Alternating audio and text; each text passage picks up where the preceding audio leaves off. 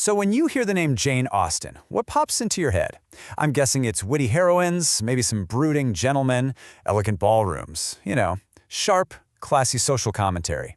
But what if I told you that before all of that, there was just utter madness, melodrama, and a very, very confused cucumber? Just listen to this line.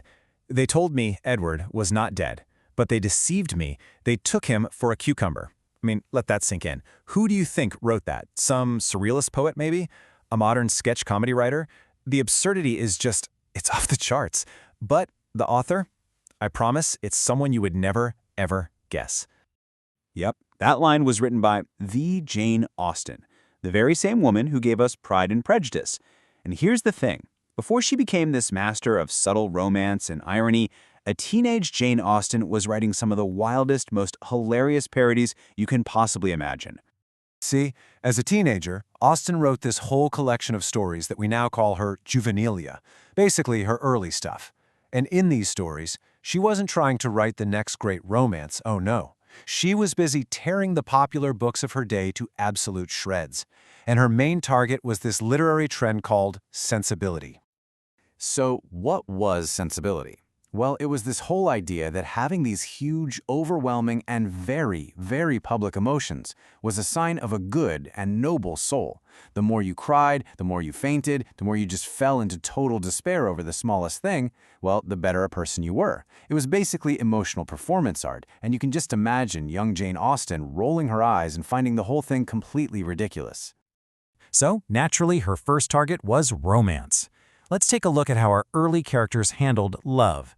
Hint, it wasn't with quiet dignity. It was with the most impractical, over-the-top, hysterical behavior imaginable. Okay, so here, Austen is taking that romantic idea of living on love and making it completely literal. Edward's told that his beloved Laura might need, food and water to survive, and his response is basically, food? Why on earth would she need food when she has my love? It's such a perfect jab at the idea that passion alone can actually sustain you. And love in these stories, it wasn't some slow burn. It was an instant, all-consuming bonfire. This character has known Henrietta for a whopping 1 month, but he talks like he's been through a lifetime of epic devotion.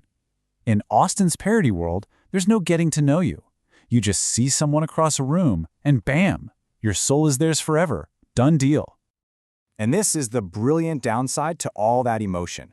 These characters' feelings are so exquisite, so incredibly fragile, that you can't even make small talk with them. You can't start any other topic. You have to walk on eggshells because you're terrified that some random comment about the weather might trigger a full-on emotional meltdown. It's like navigating a minefield of feelings.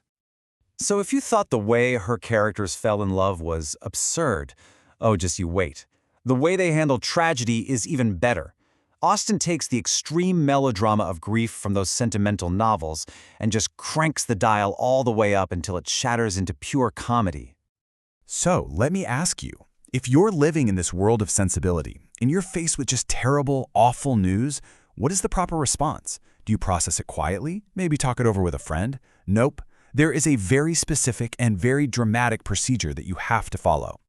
It's a simple 3-step process. First, you weep. But, and this is important, in vain. Then you sigh, also in vain. And for the grand finale, you faint. Austen actually writes that when one character didn't come back, the heroines could not support it, we could only faint. It's not just an option, it's a required, almost theatrical performance of sorrow. And that, my friends, brings us back to the cucumber. This is the absolute peak of that performative grief. The character, Mary, is in such a fit of frenzy that her brain just completely snaps. She hallucinates that her lost love has been mistaken for a vegetable. It is the ultimate expression of a mind so sensible that it's completely broken away from reality. But my absolute favorite part is Austen's satirical take on the physical side effects of all this grieving. Get this. Sophia, who just faints a bunch, ends up catching a cold from being outside. But Laura, who has full-blown fits of frenzy, is perfectly fine. Why? Because her manic raving effectually circulated and warmed her blood so much that she was immune to the cold. The lesson here is clear. A little bit of melodrama is bad for your health, but complete frenzied madness, that's a great way to stay warm. Okay, so this is all incredibly funny. But what's the point of it all? I mean, how did these wild, chaotic teenage scribbles lead to the literary masterpieces we all know and love? Well, it turns out this chaotic playground was actually the perfect training ground for her genius. You can really see the journey right here. In her early work, emotion is huge, it's performative, it's public. Later on, in a book like Pride and Prejudice, it becomes deeply internal and quietly felt.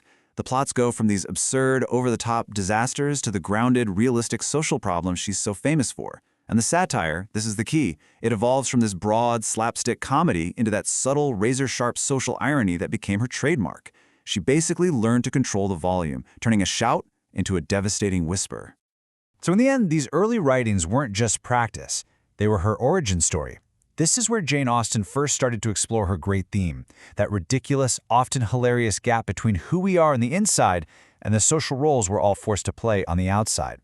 She saw the absurdity in performing emotions for an audience, and that sharp observation became the foundation for everything that came later. It really makes you think, doesn't it?